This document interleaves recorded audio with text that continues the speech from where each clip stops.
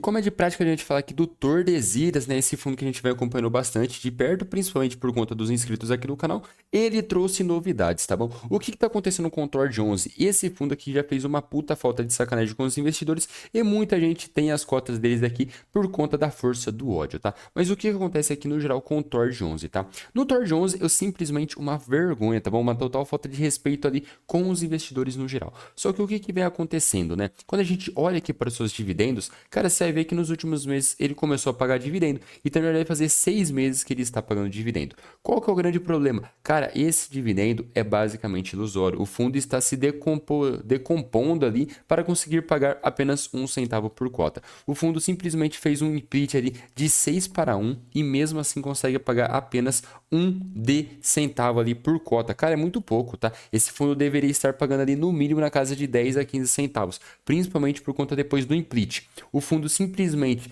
diminuiu em 6, tá, a quantidade de cotas e mesmo assim não consegue pagar dividendo. Cara, esse fundo tá só ladeira abaixo. Mas se você quer saber a situação dele aqui e quer saber se tem como ele começar a melhorar, principalmente por conta do cenário todo do Brasil, fica aqui nesse vídeo que ele especialmente para você. Cara, qual que é o grande problema aqui do Tord 11? Ele voltou a pagar dividendo, porém é muito pouco, cara. Principalmente que deveria ser um dividendo na casa ali de 15 a 20 centavos, porque o fundo simplesmente diminuiu muito e não conseguiu pagar dividendos mesmo assim.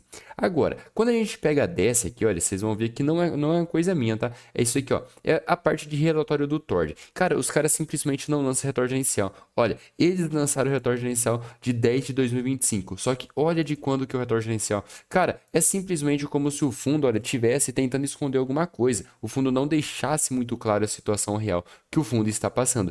E isso que é o grande problema do Tordesilhas. Por quê? No Brasil, tá bom? A gente vai pegar, lembrar sobre fundo imobiliário. Deixa eu pegar aqui, ó.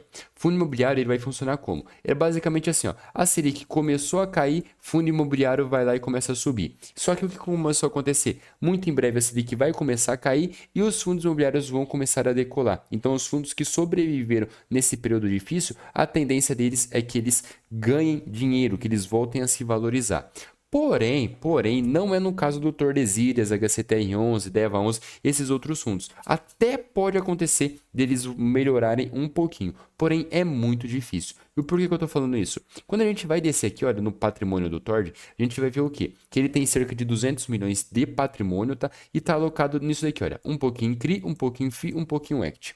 Cara, quem é inscrito aqui no canal vai saber que esse EQT aqui, olha, representava ali mais de 250 milhões, tá bom? E os pessoal simplesmente vendeu a maior parte desses equities. E, cara, vendeu a maior parte do equity de 200 milhões e distribuiu, sabe quanto para o cotista? 0,0001 centavo. Cara, é simplesmente como os caras tivessem roubado o cotista. 200 milhões sumiu do fundo e não aconteceu nada com o fundo ali em si. Agora, o pior de tudo isso é o quê? Cerca de 92% dos seus ativos não performam, simplesmente não rende um único centavo. Cara, a melhor coisa para se fazer com o Tor Jones é vender ele inteiro, coloca ali para render 100% do CDI, que os cotistas estariam dando um pulo de alegria. Mas adivinha, a gestão consegue surpreender cada vez mais e fazer cada vez mais cagada.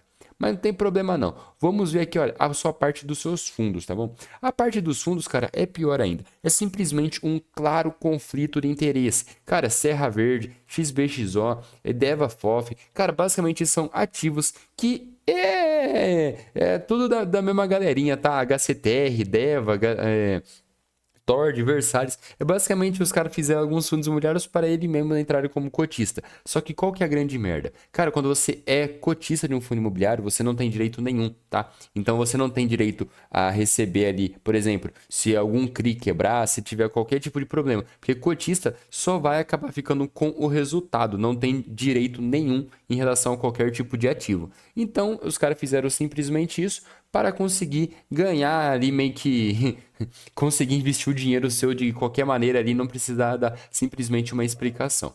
Então, a parte de CRIs está fundada, a parte agora dos seus fundos imobiliários também está fundada e dos seus CRIs, cara, é pior ainda, tá bom? Cara, Handhold não vai voltar a pagar, GPK não vai voltar a pagar, Hope também não. Cara, é simplesmente uma vergonha a situação do Tord 11, tá? O que que acontece? Se você é cotista e está sonhando com que ele volte a pagar, você precisa torcer aqui para algumas coisas, mas torcer muito, tá? Não é pouca coisa não. Que aí talvez talvez você consiga lucrar um pouquinho. Primeira coisa, essa parte que é do equity dele, tá bom? Representa hoje ali cerca de 22%. Isso daqui vai estar representando algo próximo ali de 50 milhões de reais ali dentro do fundo. Qual que é o grande problema? A gente não sabe exatamente se é 50 milhões ou não, porque da última vez venderam 200 milhões e não distribuiu nada para o cotista, então a gente não tem exatamente certeza se esses equities valem realmente 50 milhões ou não. Mas se na teoria eles valerem, o pessoal vende esses equities aqui e distribui para o cotista. Cara, 22% ali, cerca de 50 milhões, vai dar alguns reaisinhos ali para os seus cotistas de lucro, tá bom? Agora, outra parte é na sua parte de CRIs e fundos imobiliários. Cara, isso daqui é basicamente um depende do outro, tá bom? Esses dois aqui vai dar um total aqui próximo aqui de 150 milhões do fundo, tá? E agora o que que acontece? Cara, com 150 milhões aqui, os caras simplesmente, velho, conseguiram pisar no tomate da pior maneira possível. Por quê? Os CRIs que ele tem é basicamente os fundos imobiliários que ele está investindo. Então, como tá super mega entrelaçado, tem que acontecer algum milagre para que os CRIs que ele está investindo volte a pagar. O CRI que ele está investindo volte a pagar, cara, ele vai voltar a performar, vai voltar a pagar dividendo. E voltando a pagar dividendo, ele consegue melhorar. Então, tem uma pequena esperança aqui nos seus equities e tem uma esperança menor ainda na parte dos seus CRIs e FIIs, tá? Então, assim, tem uma chance dele conseguir se recuperar? Tem, só que é muito, mas muito pequena. Qual que é a situação que a galera tá falando ali, tá? Em relação a esses fundos imobiliários aqui, que seriam uma bomba, basicamente. Cara, a gente tá vendo um movimento lá fora de abaixar os juros, tá? Consequentemente, a Selic logo em breve vai começar a fazer o quê? A Selic vai começar a cair, tá bom? A Selic começando a cair seria o quê? A hora que os fundos imobiliários comecem a subir. Por quê? Selic caindo, a parte dos seus CRIs, tá bom? Essas taxas absurdas que eles estavam cobrando vão diminuir as taxas. E você teria meio que uma oportunidade para quem tá devendo dinheiro para ele voltar a se pagar. Só para vocês terem uma ideia, tá bom? Vamos ver aqui, ó.